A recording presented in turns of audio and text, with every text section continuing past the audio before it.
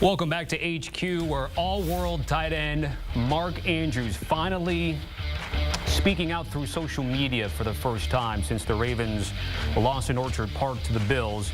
Not only did Andrews have this drop, he also had a fumble in the fourth quarter that really helped Buffalo win the game and Baltimore lose the game. Here's the post taken from Instagram, basically taking thought into why it took so long for him to post, but maybe be a part of it here. Said, despite the negativity, which Andrews has faced a lot since that loss, I've seen heartfelt love and encouragement, including from those who have generously donated to the Breakthrough TD1D organization.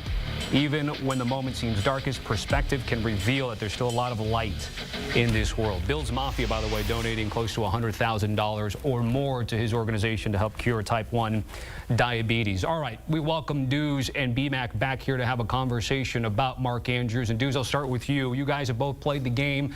Tough losses are a part of it, but boy, sometimes social media can be a tough thing here. What did you make of Andrews' comments in the time that's since passed? Yeah, I feel gutted for Mark Andrews. He's probably the greatest tight end in Ravens history. Some would say Todd Heath is, but he's a guy that's been a consummate pro. He's a guy that they've really relied on to make those catches, play in and play out. I mean, when you get down to the red zone, like in the defensive meeting rooms, that's what they talk about. We have to find out where number 89 is, because he's most likely going to get the ball in those gotta-have-it scenarios. So not only did he have this drop right here, but he also had a drop earlier in the game and a costly fumble late in the fourth quarter. So you know he was gutted. You could just see him on the sideline. So sometimes as players, you just want to get away and not talk about the scenario, right? You have to process it yourself. Kudos to him for coming out and saying something. I know a lot of people kind of gave him some gruff about not speaking right after the game, even though Lamar Jackson did. But again, people process things differently.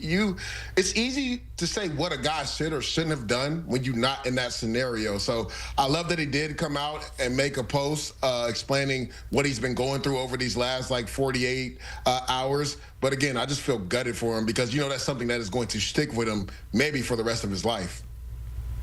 Yeah, Lejay, this is a tough situation, bro, because like yourself, I played the game, and people don't understand what we go through to get to that point. Yeah. And one thing I would say to fans, I love fans and I love how they support their favorite teams, their favorite players, but you cannot become classless, disrespectful with some of the things that you say.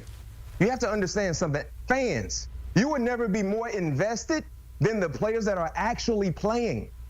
You would never feel the way that those players feel when something goes wrong as a team or as an individual. So when fans attack a guy like Mark Andrews, that's disrespectful, yo. That's classless. How do you think he feel? You know what I'm saying? Because it's a tough job. And the thing about players, when we play a sport, when we play professional sports, whatever the case may be, we will always fall short of perfection, because that's who we are. We're human. The unfortunate part about that is when we fall short, everyone sees it. It's like living in a fishbowl. Everyone can see it, and they will criticize you from start to finish. But what happens for the casual fan when you make a mistake like you're 9 to 5, right? And you feel some type of way when you go home. We don't get a chance to see that. But just understand and know how you feel. How you feel when you make that said mistake, something that has been a routine acquirement for you. You've done it every day, routinely, and you finally make a mistake. That's the situation for Mark Andrews, Lejay. That was a routine sprint out pass. He's ran that 1,000 times, Correct. Probably in a Baltimore Ravens uniform. And he's caught that pass probably 1,000 times. And he missed it. It happens. We're human. So for fans, it's distasteful, it's classless, and I don't like it. And that's the thing about social media that I hate, because it makes everyone have a voice and give their opinion. And sometimes we don't need to hear that. So I applaud Mark Andrews for finally coming out to say something, because it's a tough job, especially in that meaningful game. But for the media pundits that said, oh, he needed to speak, man, chill out, because you don't know how it feels. Exactly. So you don't know how it feels.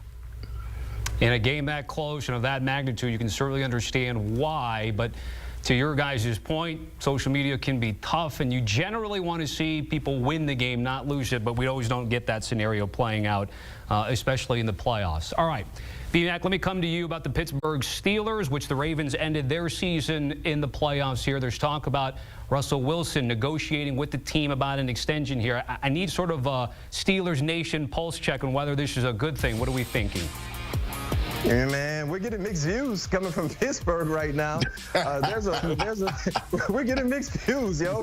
There's a few fans that would love to have Russell back, and there's a few fans that would love to have, Justin Fields become the starting quarterback. Both guys did pretty good jobs, considering the final say-so and how the season went. Because let's keep it real, guys. To start the season off in terms of predictions, most people predicted that the Pittsburgh Steelers would, number one, miss the playoffs, and number two, Mike Tomlin would have his first losing season. So they exceeded those expectations, right? Of course. Now, they got into the playoffs, didn't have the type of playoff run they wanted to have, but it was a successful season considering what was supposed to happen. Now, moving forward, you're negotiating with Russell Wilson. Leger, I'll say this. Russell did some pretty good things, but also Justin Fields provides an element to our offense that Russell cannot provide, which is the element of becoming a playmaker with his legs. Now, Tommy Leger, if you look at the playoff structure, when you look at the quarterbacks in the playoffs, those quarterbacks can make something happen with their legs.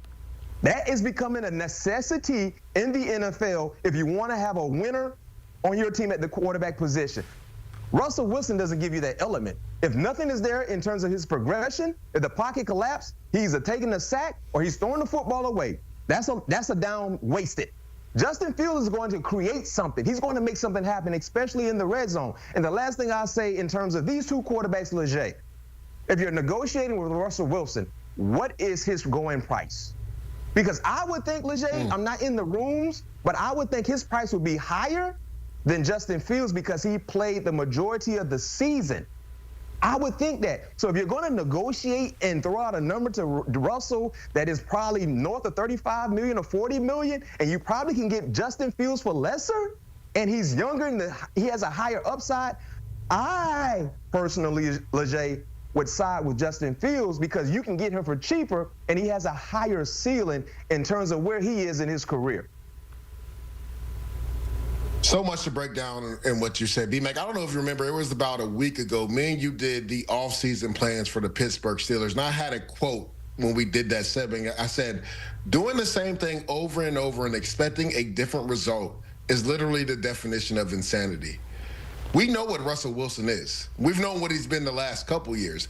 My thing is, what is the goal? And I asked this question to you earlier. What is the goal of the Pittsburgh Steelers? You've played for that organization. It's to win championships. Are you going to win a championship with Russell Wilson?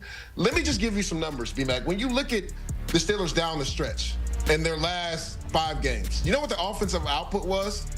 13 points, 17 points, 10 points, 17 points, 14 points. They did not eclipse 21 one time the last 5 games. And that was against the upper echelon of teams in the NFL. The Eagles, the Ravens, the Chiefs, the Bengals, and the Ravens again. At the quarterback position, you're bringing a guy in to beat those guys to win a championship. So I asked the Pittsburgh Steelers again, what is the goal? Is it to continue to be 9-8, 10-7? Then yes, this signing makes a lot of sense. But me and B-Mac talked about this in the offseason plans. First and foremost, you have to correct the quarterback position. You know what Russell Wilson is. He's a guy that's most likely going to take care of the football, even though he didn't do that down the stretch. He had fumbles in 3 of the last 4 games, and that's kind of what turned those games around when you look at it in totality. And then the offense just didn't click on all cylinders when he was at the quarterback position. So I asked the Steelers one more time, what is the goal this upcoming year? Is it to win championships, or is it just to be mediocre? By the way, and I'll say this too, Leger, real quick, Tommy. You're talking about a Pittsburgh Steelers offense that lacked playmakers already. Right, the only playmaker that we could identify is probably George Pickens. With a guy like Justin Fields, he can become another playmaker because he has the athleticism and he can make things happen with his legs when nothing is there in the passing game. So I'm right there with you, Leger. We had this conversation, like you said, over a week ago and talking about offseason needs for the Pittsburgh Steelers and what they need to address. It is the quarterback position. So clearly we have to wait and see how it plays out. But I'm right there with you. I think when in terms of moving forward, especially at a cheaper rate where you can kind of devote money elsewhere to the team and try to improve areas, 25 years old, Tommy, extremely gifted, athletic. He just needs a chance and be patient with them. Sounds nice to me. I don't know about you. And he wouldn't cost 35 or 40 mil, which would be more than Baker Mayfield getting right now, by the way, you guys. And I know the market's the market, but by the way, Russ was on. Pat McAfee said, good time to be a Pittsburgh Steeler, as Russ would probably say. Our thanks to B-Mac and Deuce.